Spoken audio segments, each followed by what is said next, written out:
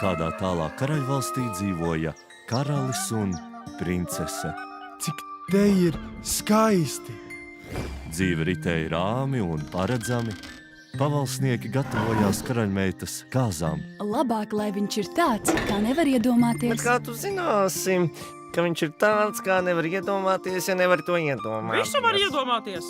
Esmu šeit. Jūs būtu tā princese Alda. Jūs man dosiet savu roku?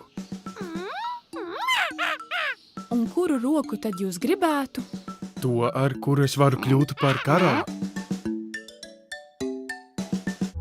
Taču kādu nakti princese pilsdārzā sastapa svešinieku, kurš viņu apveltīja ar neparastu dāvanu.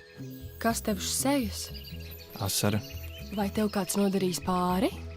Nē, tā ir tikai mana sirds. Sirds. Kas tas ir? Sirds. Tās ir briesmas. Un no šī brīža viss sagriezās kājām gaisā. Pagaidiet!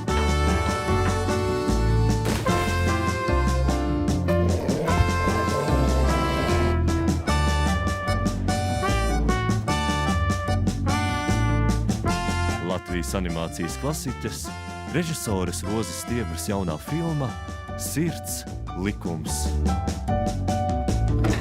Krāšņa pasaka par drosmi un mīlestību. No 2. februāra kinoteātros visā Latvijā. Cilvēki, dzīvnieki, vilinoši, vai ne?